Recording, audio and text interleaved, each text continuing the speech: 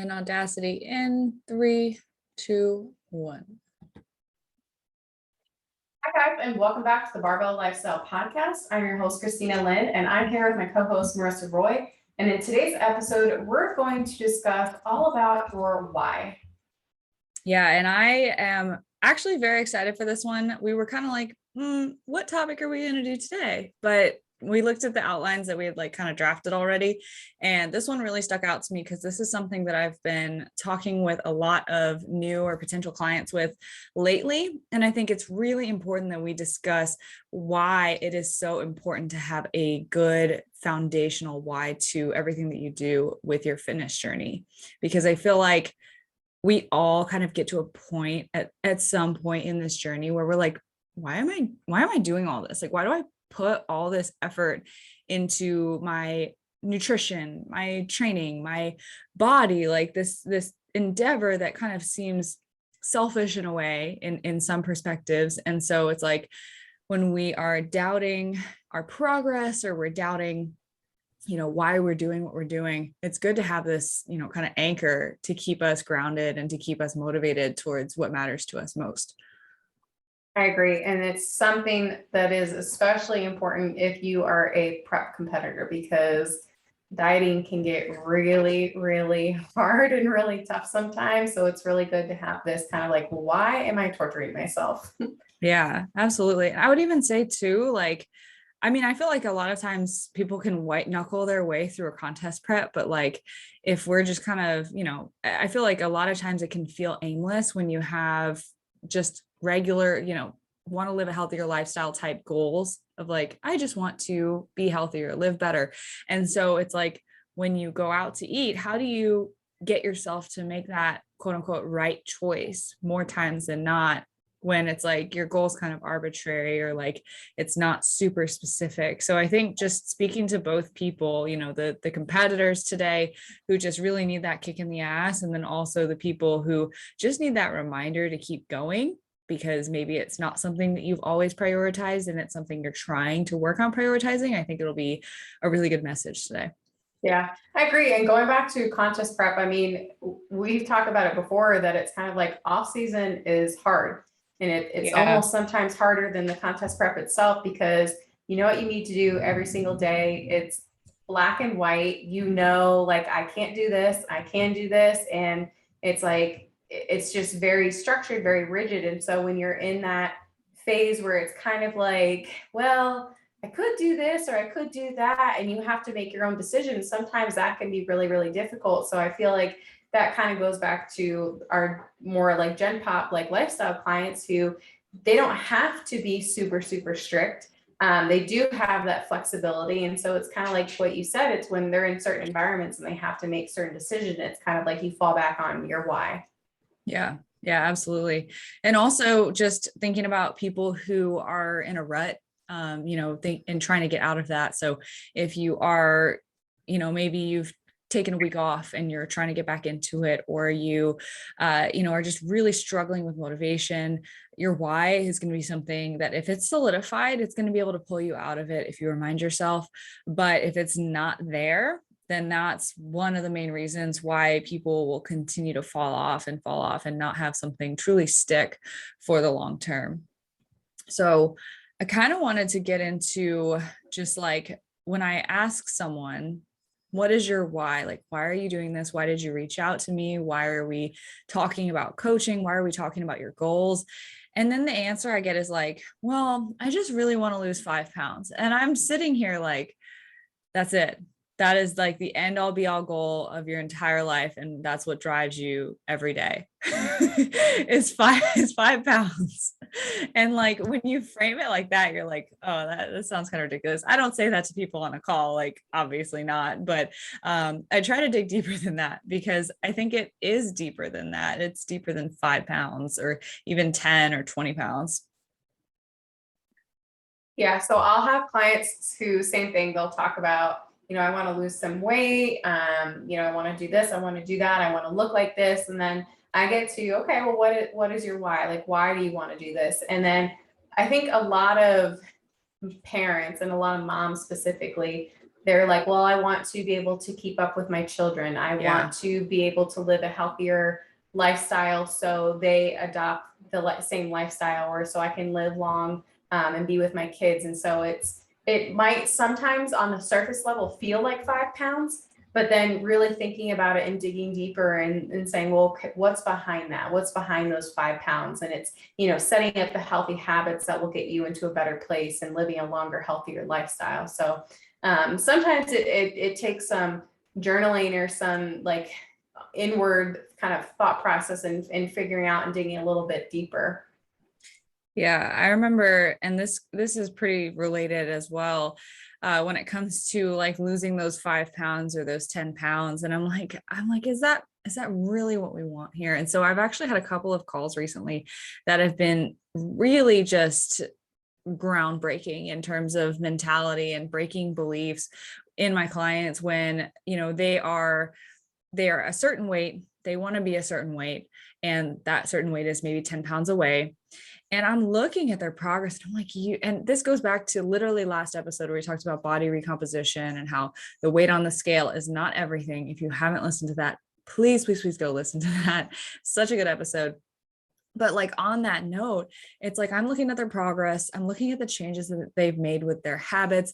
And I'm like, okay, let me ask you this. Like if you, and so I asked a client, what is it about that weight that you want? Like what was associated with that? And I think this stems from our conversation a while back with Dr. Fundero, where we talked about body image. And I was like, okay, well, at that weight, let's say it's 140 pounds or something like that. At that weight, what was your life like? What did you feel like in your body? And then we got into it, right? So it was, well, I felt like I wasn't questioning, whether or not I was taking care of myself. I felt like I was confident with the way that I looked in clothes and in photos, and I wasn't talking negatively to myself on a day-to-day basis. And I was like, okay, so let me ask you this. If you had all of those things with your mindset, if you were confident, you liked the way you looked in photos, you weren't bashing yourself, but you weighed what you did now, would you be bothered? And I just got like dead silence for like legit 20 seconds. And I was like, just letting her think about it. And she was like, is that a trick question? And I was like, no, like I'm being serious. Like, would you be bothered? She's like, I guess not.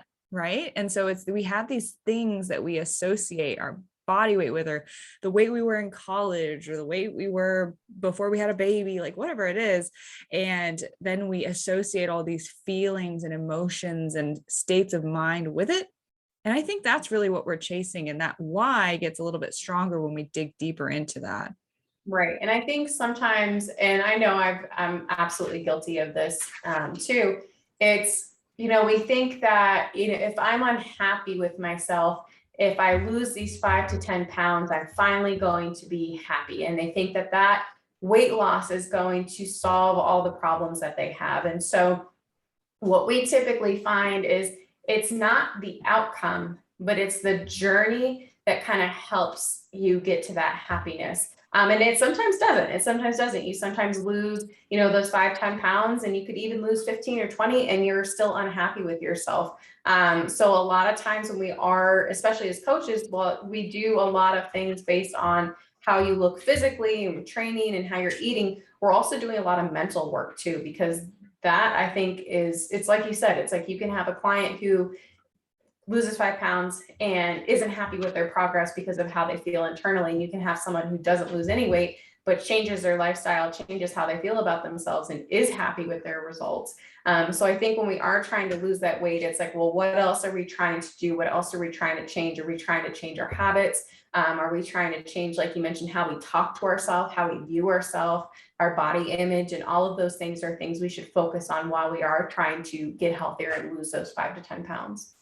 Right. And like, I think also I want to lose 5 pounds or I want to lose 10 pounds is often like a mask for like not necessarily knowing what changing your body in the right way means. Right. Yeah. Like we look at ourselves and maybe there's that unhappiness, like you said, that's deep seated. But as coaches, we know, well, we need more muscle. Fat loss is going to happen. But that might mean that the scale doesn't change, right? And so we have this like warped identity of what the outcome should be, but we're talking to non-experts here, right? And so this isn't to discredit the listener, but it's to kind of make the distinction that if you're not 100% sure that that's exactly the outcome that's going to lead to the results that you want, and if those results are a mindset, then it's something to reevaluate. And one of my favorite quotes from Dr. Fundero, and I'm going to reference this episode a billion times for the rest of the life of this podcast, but it was, your body can change without your mindset changing, and your mindset can change without your body changing. Exactly what you said.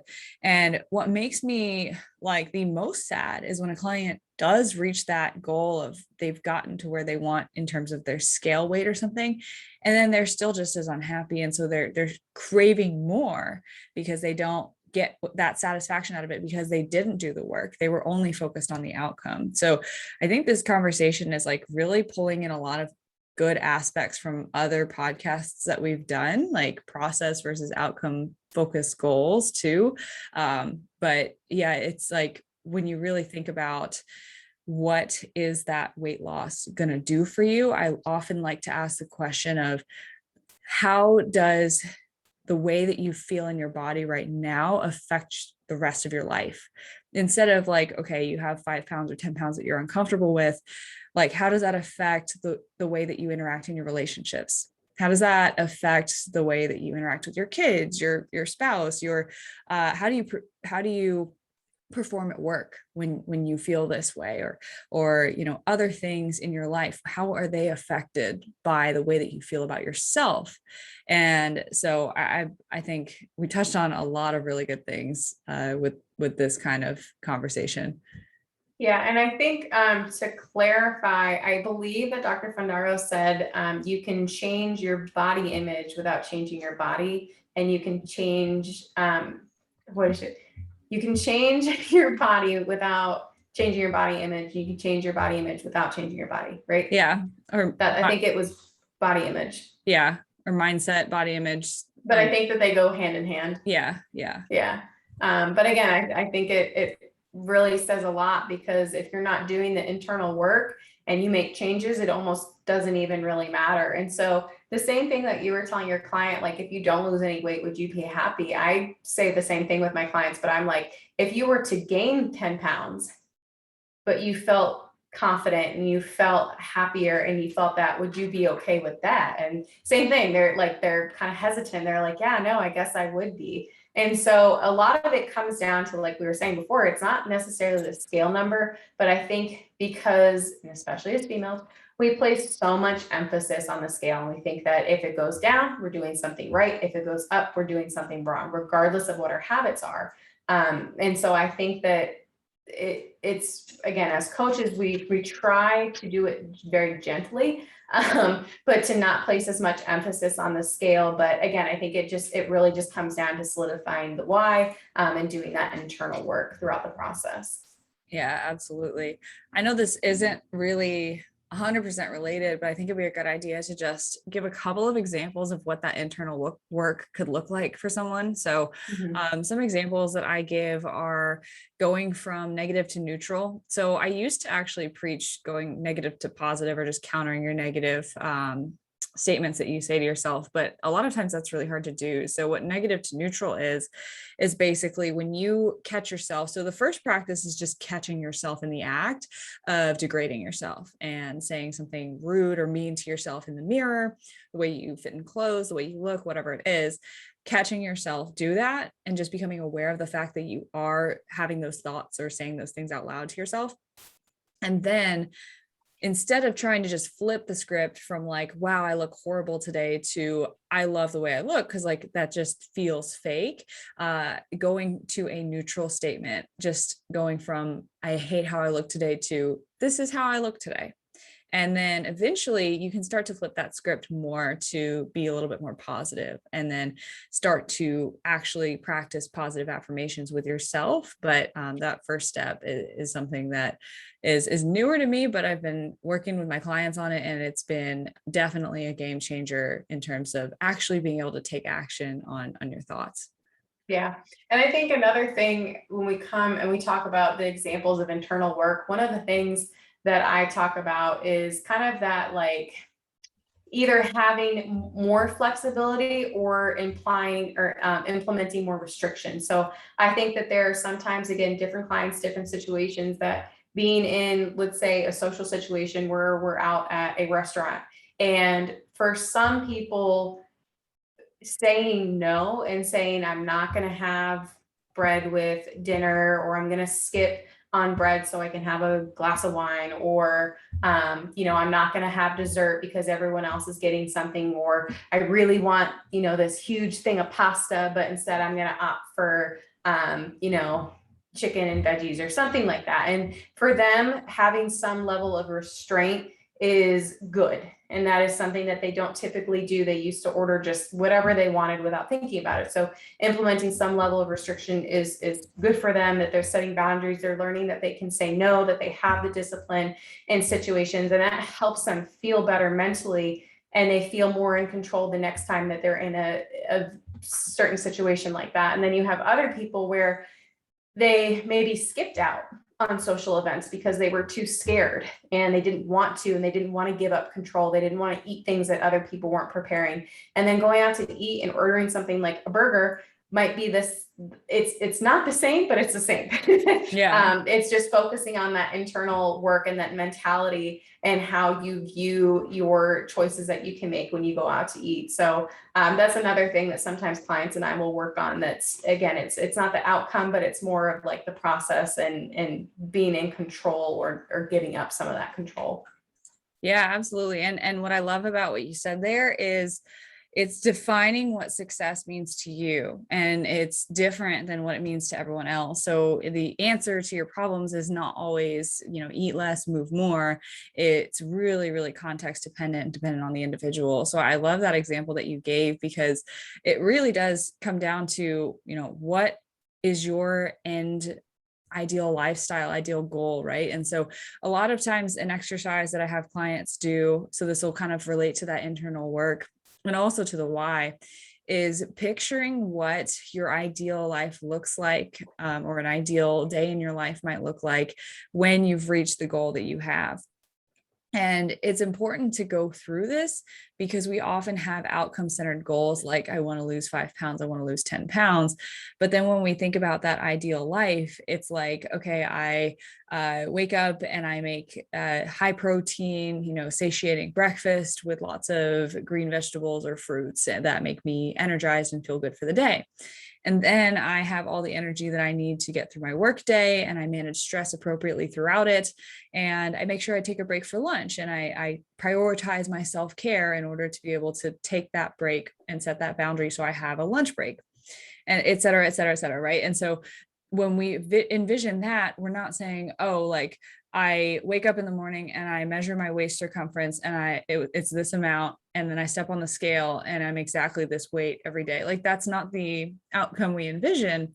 Right. So it really does have to do with that process. And then from that, you can define what success means to you in those little moments, like going out to eat, whether or not restraint or flexibility is the right way to go for you, because you have the vision of the end goal. And so the end goal for a lot of people is just being able to go out to a restaurant without stressing about what they're going to order, but also leaving that restaurant feeling good about the choices that they made.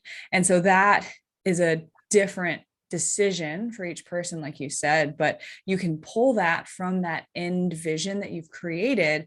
And then all of a sudden you have the path that you're supposed to walk on from that goal setting exercise. Yeah. And I think that exercise is also really important too, because you talk about, okay, what does my end goal look like? And so you can kind of pull from that and say, well, what are some things you think you could implement now? Like what's stopping you from living that life or having that day now? So do you think you can just this week focus on that high protein breakfast with fruit? Do you think you can implement that? Well, what's another one of your end goals that you can implement maybe next week or the week before? And it kind of almost gives you not like a map, but just things that you can start implementing in your day to day to kind of get you closer to your ideal perfect day. Right, right. And it's like within that perfect day, that perfect life, it's like, okay, when we talked about digging deeper into your why, we were like, okay, well, how does this pain, this 5 pounds, this 10 pounds, how does this affect your relationships, your relationship with yourself, your self-image? So then when we picture that life, it's like, I have good relationships, I'm happy with my family, I see friends regularly. And so it's like, we have to kind of take that into account there too, that this whole lifestyle encompasses more than just the food that we eat and how we move, but also how we interact with others. And that all stems with how we interact with ourselves. So a lot of what we said with the internal work and making sure to do that along the journey is so, so, so important. And the other thing that I think we get clarity from with this envisioning our ideal life, our end goal day sort of thing, is when we are getting like clickbaited into the keto diet or the intermittent fasting or like the lose 10 pounds quick methods that are marketed on Instagram and social media, it's like we get the clarity from the end vision to see like, okay, it doesn't make sense for me to just completely toss everything I thought I knew about nutrition out the window and just start intermittent fasting, right? It doesn't make sense for me to like run around like chanting something weird because like this guru said that it was gonna work and like make me lose extra weight because like the weight loss god said so. So it's like you get clarity from the end goal that those extreme approaches don't make sense because you have to take those one step at a time little things in your day-to-day life to get to where you want to be. Right. And earlier I was referencing that a lot of people throughout their journey, they become more confident, and it's because of their actions more so than the results. So it's not the fact that I lost 5 or 10 pounds, so therefore I am more confident. A lot of clients are like, wow, I was able to stick to my workout routine and track macros, even though I was in a really stressful spot with my job. In the past, I would have just thrown that out the window and, binge eat whatever I would stress eat. I would stop my workout routine, and then I would fall into this trap of not working out for months on end. So they're like, I learned that I do have the ability to keep up with my routines, that I can't imagine my life without resistance training. I feel more confident at work because I know that I'm able to stick to this and I'm able to do it and I'm doing it well and I'm seeing results. So it's not the fact that they've lost 5 or 10 pounds. It's the fact that they know that they've built in this work and they almost view themselves differently. They see themselves as more dedicated, as being able to follow through with something. And so that just spills into other areas of their life. And not only do they have this physical confidence now, but they also have just this personality confidence. Like they just, I don't know how to explain it, but it just filters into all areas of their life.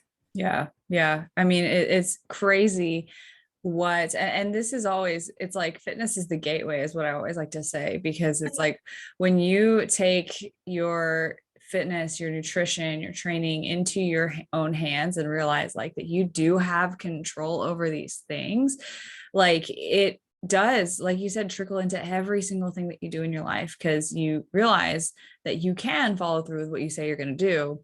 And when you do that with something as intimate as your body and changing that and see results over time and your mindset change around that, then it really just does become this whole lifestyle shift. And so, yeah, I love that. And I think the empowerment that comes from making these decisions and just leaning on that why of like, what are you really going for when it comes to your goals? Like it's not 5 pounds, it's not 10 pounds. It's what life do I want to lead? And when you really do lean on that, you can make a lot of really, really amazing changes. And like, it's just incredible. Yeah. I mean, when everything aligns, you feel just everything almost becomes simpler. Yeah. Like it's not, you don't have to think about things as hard. You just feel like you can make decisions easier. It's almost like you trust yourself more in a sense. Yeah. Yeah. The trust, that's huge. People don't trust themselves. Mm-hmm. People really don't. And I found this to be very, very apparent on these same calls where we're talking about, okay, why do you want to work with me? Why do you want to lose 5 pounds? Why do you want to lose 10 pounds? And then we get to the point where it's like, okay, are we making a commitment? And then it's like, I need to think about it. And then I don't hear back for like 4 days. And then it's like, it's just, I can't afford it. It's too much. It's too much money. Right. Right. And then it's like, okay, well, what really happened here? Self-doubt happened, because when you're making an investment on yourself, and personally, I've made some big investments on myself lately that have made me go through this process myself. So I'll speak on that because I think it's really important. I had the internal crisis of, can I trust myself to follow through on this if I make this investment, or am I going to be wasting my time, wasting my money? And I think everyone who gets on one of those calls with either you or I goes through the exact same thing.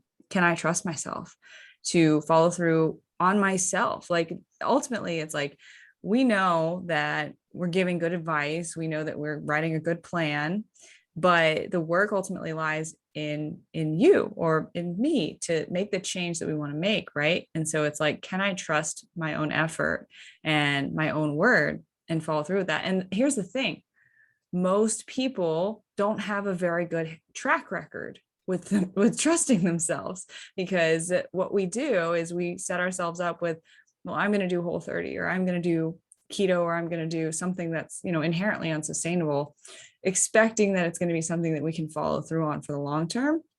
We fall short of that. And then what happens the next time when we're actually set up to do something good for ourselves, like create a sustainable lifestyle, we have all of this built up doubt from all the other times that we've quote unquote failed. And so I think when it comes to making these changes, really just taking it one small step at a time to try to build that momentum. So, I do think that the people that see the most success are the ones that kind of work on changing one small habit at a time. So working on maybe the first 3 weeks of their journey, they're like, I'm just going to try to hydrate myself.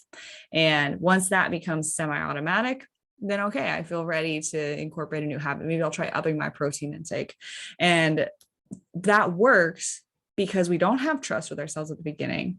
But if we give ourselves a task that seems so small that there's no way that we can't do it, so we crush it day after day after day, and we realize, okay, I can do this thing. Okay, let me raise the stakes by just another inch.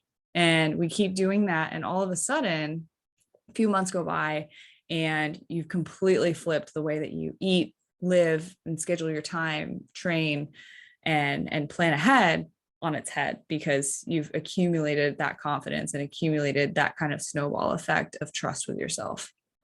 Right. And Marissa and I, again, because we are the same, we take this approach with our clients. And so if a client comes to us and says, you know what, I think I can work out 3 to 4 days a week. And so we'll be like, all right, well, we'll write you a 3-day split, because we want them to be successful. And if we were like, okay, well, you say 3 to 4, but I'm going to give you 6.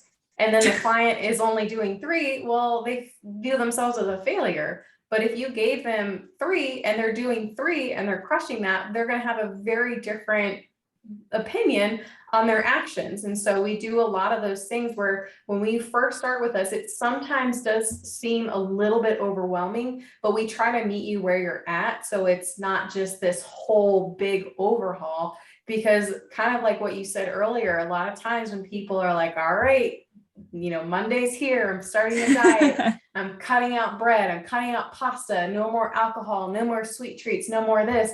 And yeah, okay, maybe you can do that for a couple days, but then what happens when the weekend comes, or what happens when you get to a social event? And it's just not maintainable for the long period of time. So that's why, like, we do talk about keto, and we talk about, all these fad diets, and we don't like them because you can't live life like that for a long period of time. So whenever we talk about starting any sort of routine or diet, ask yourself if you can see yourself doing this in 5 weeks, if you can see yourself doing it in 5 months, and even 5 years. If you can't see yourself doing it for that long a time, then it's probably not something that you're going to be able to do for, over the long haul. And so, we talk about tracking macros, and that's something that we implement as a skill, but, do we see ourselves doing that in 50 years? No. But we do talk about it as a skill, and we can back off from things like that. But again, I think it's important to invest yourself into something that you can see yourself doing for a long period of time. And even things kind of on that short scale, to be able to build habits and skills that maybe you can eventually scale back if you don't need to be that extreme, if that made any sense. Yeah, absolutely. And one thing I wanted to add on to is one of the ways that I kind of gauge this, and to the listener, I want you guys to use this tool. This is something that I ask clients very often. Sometimes I don't get the response that I'm looking for, and I ask it again because I'm like, no, I literally want you to tell me the number. But I'll ask, on a scale of 1 to 10, how confident are you that you could make this change this week? So if that's going from drinking 1 bottle of water to 3 or 1 bottle of water to 2, I ask that question. So let's use that example, right? Like, I want to go from drinking 1 of these water bottles to a gallon a day. How confident on a scale of 1 to 10 are you that you can do that every single day this week? Now I'll ask someone, and again, I might get yeah, I feel pretty confident. I'm like, no, the number, tell me the number and rate the number. And it's probably a 6. And I'm like, okay, we don't want that. Let's go from 1 bottle of water to 3. New goal. Right. No, because we have to feel like an 8 to 9 minimum out of 10. So then I ask, okay, what about 3 water bottles? Can you go from 1 to 3? Oh, I feel about a 7 on that. Okay. Then I'll revisit. What about 1 to 2 water bottles? Can you double your water intake in the next week? Oh, 10 out of 10. I can definitely do that. We start there. The next week, we come back. Were we successful? Yes, absolutely, because I felt it was so attainable, so easy. Okay, how do you feel about 3 this week? 10 out of 10. And then we just keep rolling with that cycle. I also wanted to add on too that you were talking about, okay, can I see myself doing this in 5 weeks, 5 months, 5 years? And I wanted to also distinguish the fact that sustainability in terms of what you do with your diet or what you do with your training or what that schedule looks like, it's going to depend on the person, and it's going to depend on the context as well of your life. So that's always going to be changing.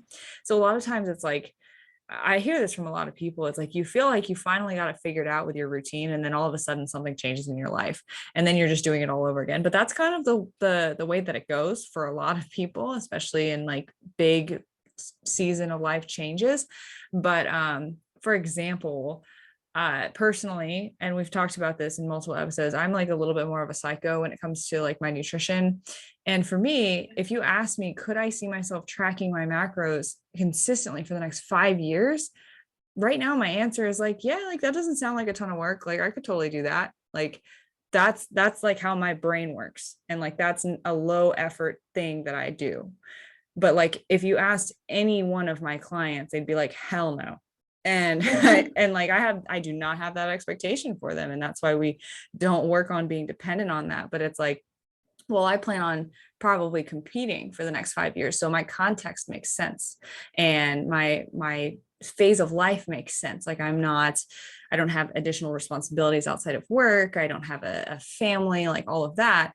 And so it makes sense. But a lot of my clients are moms, dads, they work multiple jobs, whatever it is. And so just making sure that, that sustainability can change, and it also doesn't have to be a one size fits all sort of thing. So when we talk about these different methods that we use to get our clients to a certain, end goal with their life, their lifestyle, it doesn't have to be that way for you, and just acknowledging that everybody's different in that way.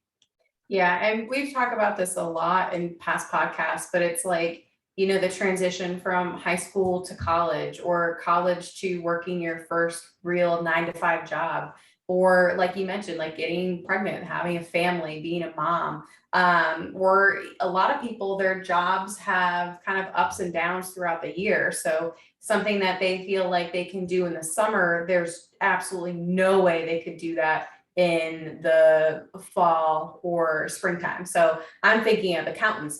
Accountants have this kind of lull in the summer where it's almost nothing is going on, and then tax season ramps up and it's busy season, and they're lucky if they can like sleep for more than 4 or 5 hours. They're lucky if they get home before midnight. So, you know, going to the gym may not even be an option. So it's, you know, there are just different contexts where it's like, yeah, we talk about, can you do this in 5 years? Can you do this in 10 years? You know, if we're thinking that long term, and that might change, but generally our habits should stay the same. So again, context is very, very important when we're thinking about things like continuing with diets, or even healthy habits. Yeah, that's a good point about the habits staying the same. So it's like, okay, can you see yourself tracking your macros in 5 years? You ask most people that, they're going to say no. And then you ask them, okay, well, what about the stuff that you kind of do when you track macros? You know, does that stick for, you know, the next 5 years? So I get the question like, well, what do you mean? And I'm like, okay, well, center your meals around lean protein, eating, you know, well-spaced meals across the day, hydrating, making sure you get plenty of different fiber sources in your diet from fruits and vegetables, that kind of stuff. And it's like, oh yeah, absolutely. Like that kind of stuff sticks. So it's like, okay, making sure that those habits do stick around for the long term. And I think kind of going back to the why too, like just acknowledging that kind of that understanding of things can help to better your decision making with whether it's short-term decisions of like, do I want the donut now, or do I want to, you know, put it off for next time, or whatnot, right? And so it's like we're kind of thinking about just in general, no matter what we're doing, whether it's something that's inherently sustainable or unsustainable for us, how does that help us make decisions? And so whether it's the macro tracking, can I fit it in my macros, or like, am I just trying to, you know, lean on that end picture that I have? And does this decision that I make today fit into that picture, or does it deviate from it? Like, does it align with that? And so we can kind of, you know, look at our short-term gratification versus our long-term gratification. Like, are we serving that bigger picture that we want?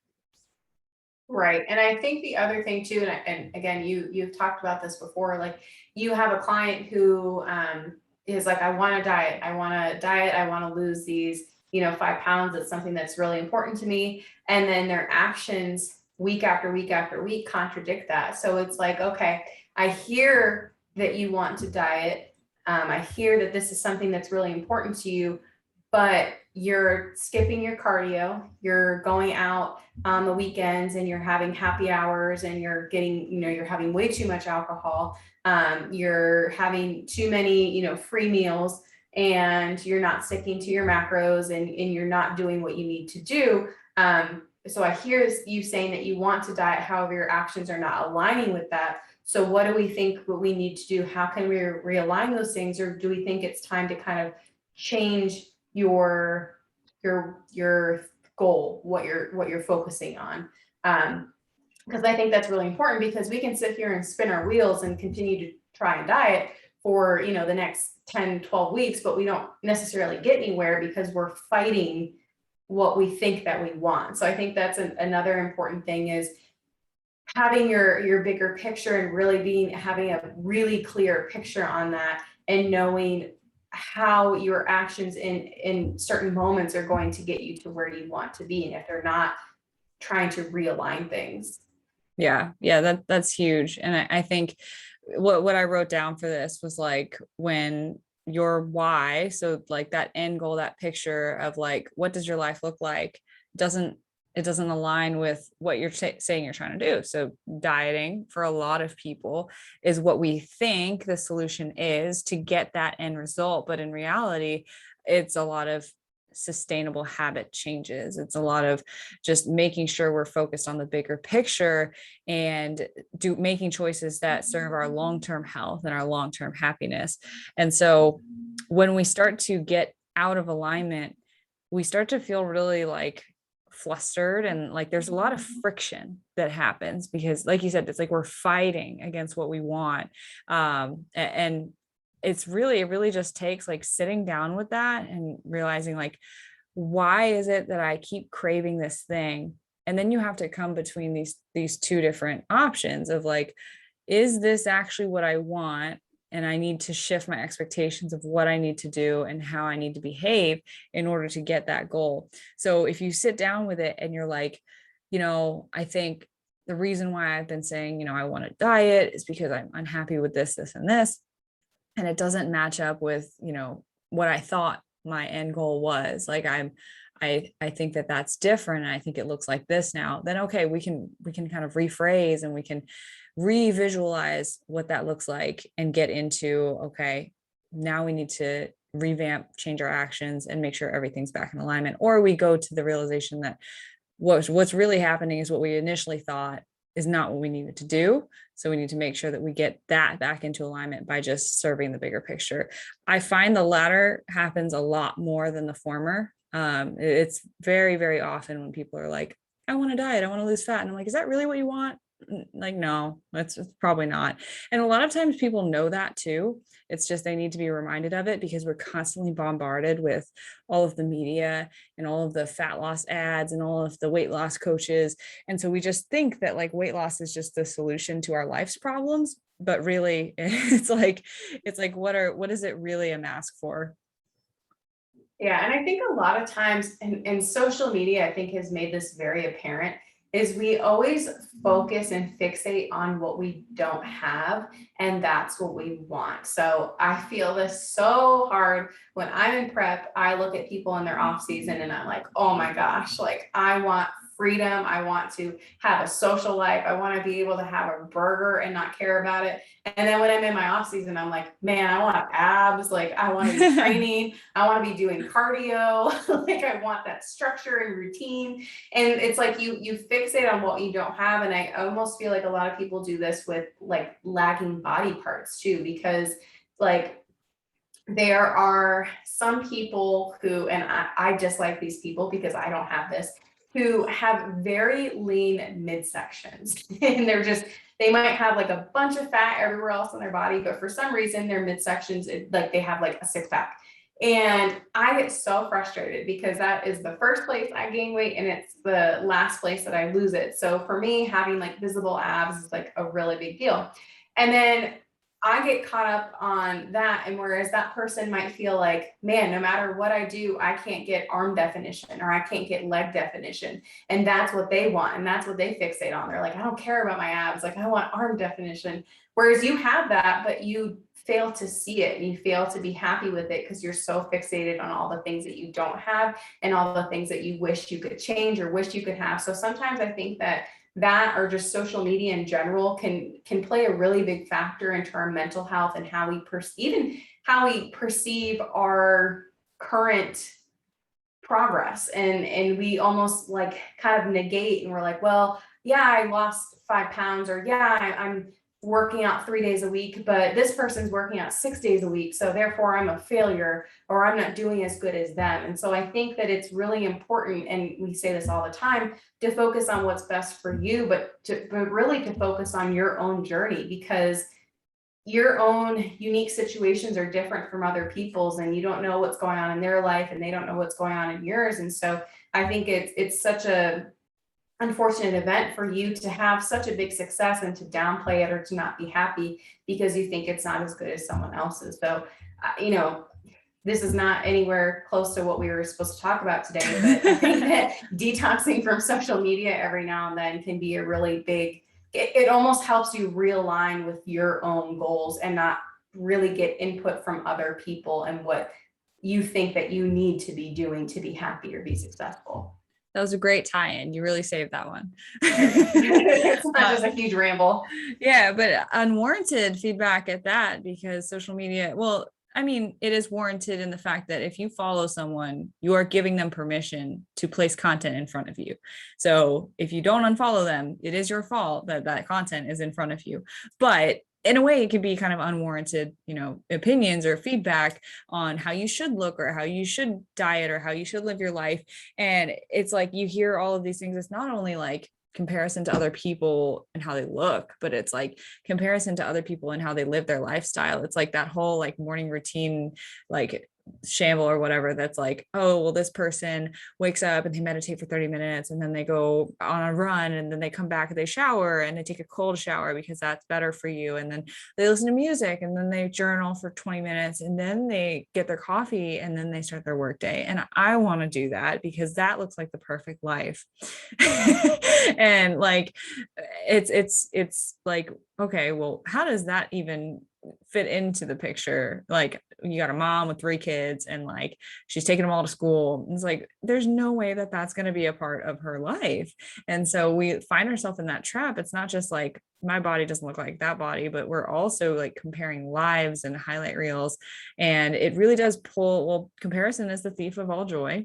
And we are basically pulling away from the value that we're learning in our own journey. And so what I wrote down while you were saying that was just staying in your own lane is something that I say a lot when it comes to, remembering your goals, your why, your journey, because, and this is the most cliche thing I'll ever say, but like, you can't compare your chapter 1 or 2 or 5 to someone's chapter 30. Right. And so these people that we follow, we idolize, we look up to, like, we have to keep that in mind. And when we're digging back deep into, okay, well, let's go back to you. Like, why do you want to lose 5 pounds? Or why do you want to lose 10 pounds?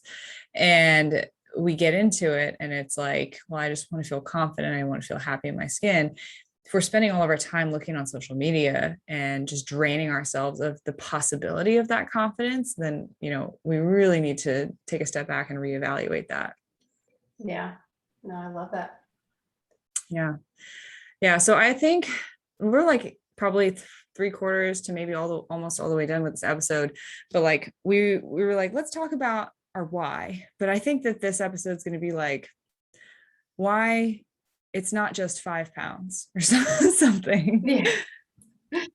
Something like that. Yeah. Or yeah. I mean, I think it goes back to the episode we did with Chris on episode 38, right? 38, where it's like, a lot of times we think we need to lose 5 or 10, but it's actually we need to gain 5 or 10. And so I thought that was just a really powerful one. So again, we already said at the beginning, but if you haven't listened to this episode, highly recommend going back and listening to 38. Yeah. It's just the one before this too. So definitely just scroll back one. But I think a good way to kind of close out would be to talk about what motivates us, and just dig a little bit into our why. And when we're feeling like we just want to lose 5 pounds, what brings us back down to earth? Yeah. So for me, and again, same thing for you, we're coaches. And so we want to set good examples for our clients. And sometimes I will think, and you guys may not think that, all my clients who are listening, but sometimes I will be in social situations and, sometimes I have the tendency to like chips are my downfall. And I always bring up this example with my clients, but I'm like, well, what is the advice I give to my clients? Like, I should be able to follow my own advice in situations like this. And, I do think about my clients and I think about how, they go somewhere and they're tempted to drink when they don't want to, or they get unnecessary comments from friends or family members about things that they're eating. And so I try to be very mindful of that and think about how my clients might react in certain situations.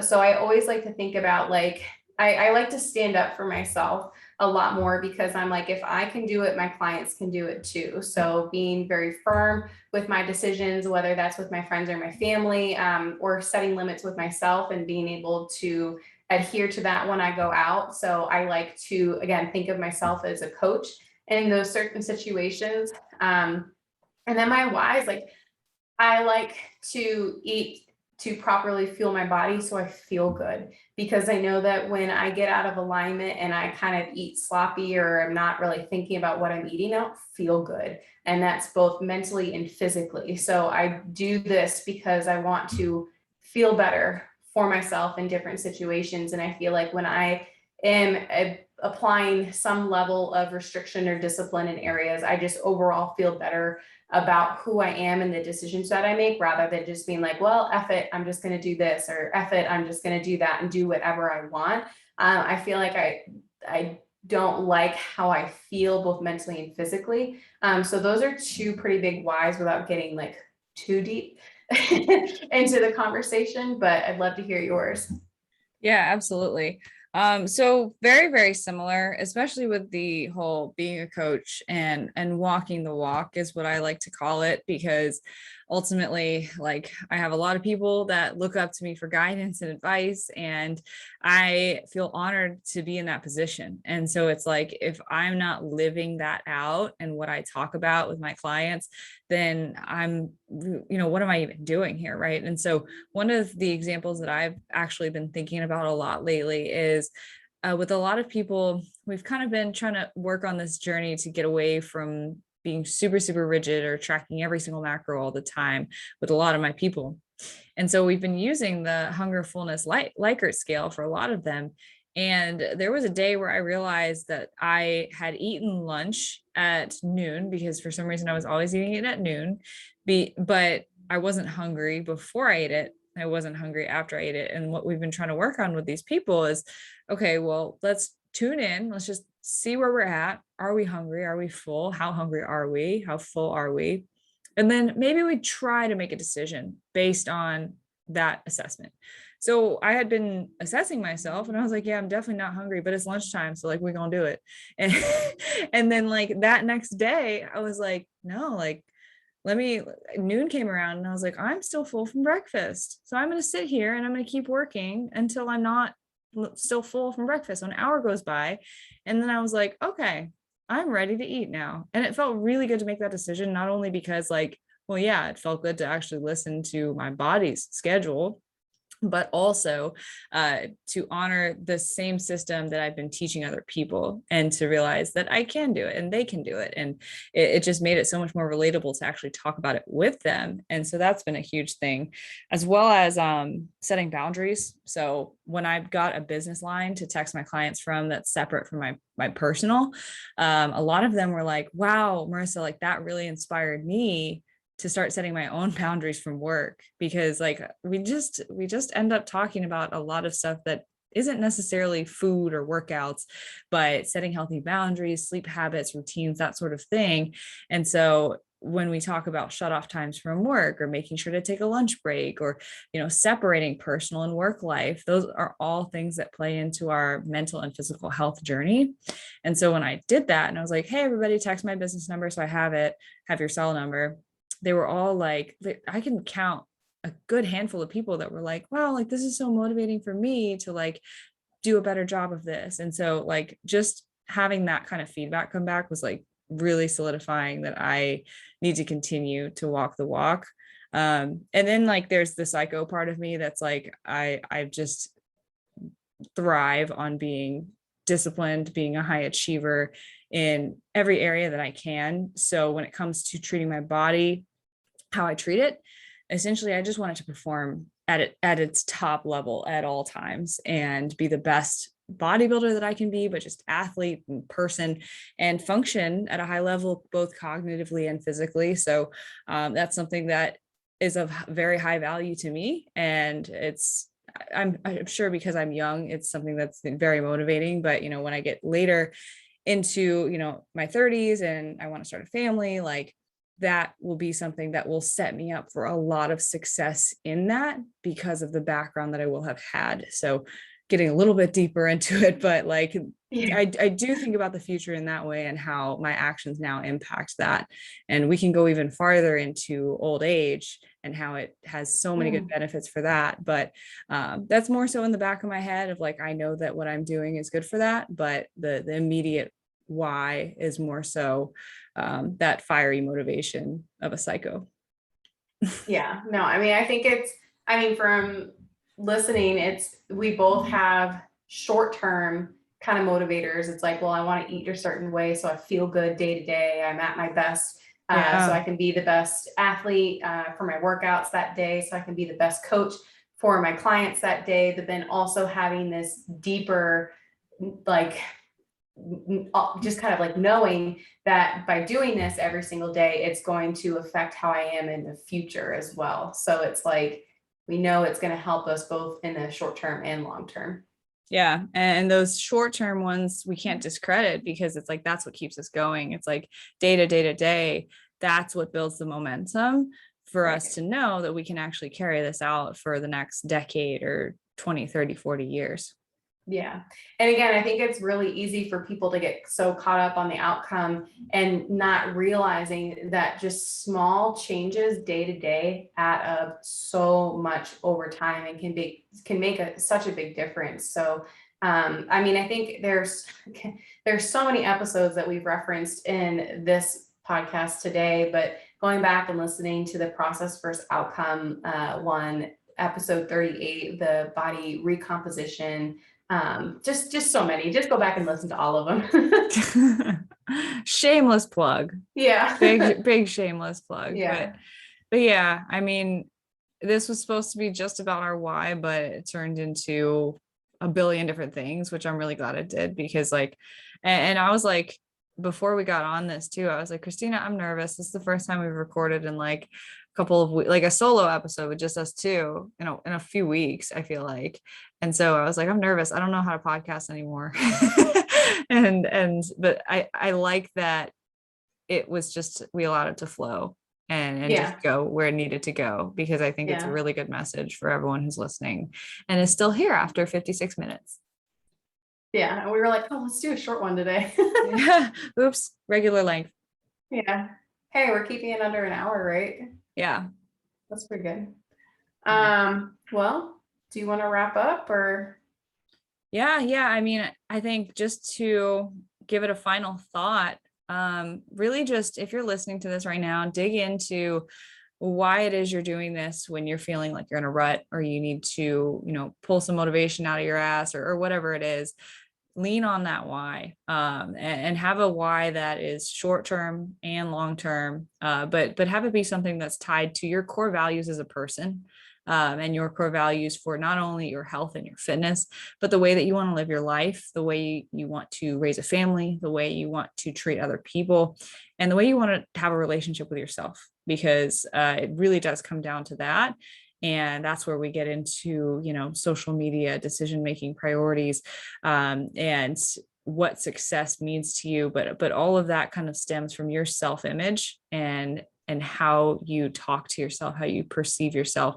And so doing a lot of that internal work is really important. So to kind of close, another exercise would just be to continue to reaffirm with yourself the person that you want to be, in alignment with your why. So like telling yourself that I am someone who is disciplined. I am someone who works out regularly, treats my body well, and prioritizes self-care.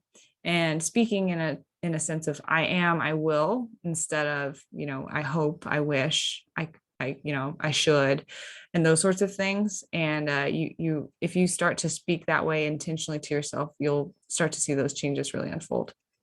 Yeah, and I think that writing down your goals and writing down your intentions are super important. And we talk about that all the time, like creating your power list. So creating your non-negotiables for those days, things that you need to do in order to have a successful day, successful week. But, you know, having your goals on display. So I know that Marissa used to write them on like on a whiteboard on her fridge. And now I think she has her goals in front of her on her desk.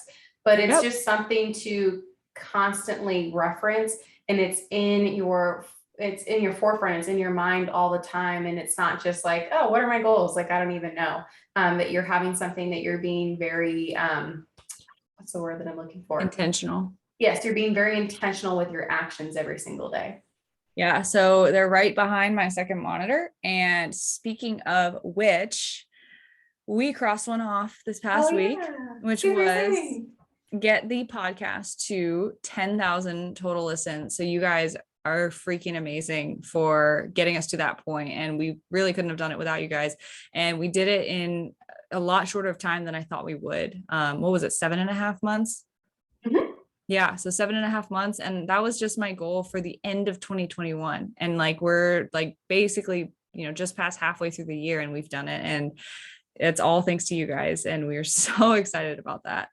Yeah, so we're really grateful for you. And in our Instagram page, we always talk about how we are super excited for your feedback, and we love hearing about which episodes really resonate the most with you. And it's funny that you were talking about setting boundaries, because I had a lot of clients after, shoot, which one was it? Was it something about setting boundaries? The time management one. Oh yeah. So I had a lot of clients who were like, in their check-ins this week, they were like, I went into my settings and I set the time restrictions on my phone. They love that. So I thought it was just, I mean, it's really cool. And a lot of our clients, I mean, Marissa too, we feel the exact same way. We'll get clients who were like, I don't know how you did this, but this week's episode was like perfect. It was like just what I needed to hear. All the time. It's like, yeah. I feel like every single week, like the podcast just lines up with what's going on in my life. And I'm like, dude, I don't know. I'm not doing this on purpose. We recorded in advance. Yeah. So, I mean, we don't do this for us. We do this for you guys. And so this podcast really is for you. And so we do appreciate how supportive you guys have been. And we do want to hear your feedback. So if you have something that you want to DM us, we would love to hear it. Or any other future episodes or topics that you'd like us to touch on. But yeah, 10,000 downloads was really, really cool. So thank you guys for that. Yeah. That's all right. Well, awesome. We'll go ahead and wrap this episode up. So we hope that you enjoyed today's episode. And if you haven't already, make sure you subscribe to the podcast. You can find both of us on Instagram. You can find me at Christi Lynn Fit, and Marissa is at Marissa Roy Fitness. Thank you guys so much for listening, and we hope to see you back next week.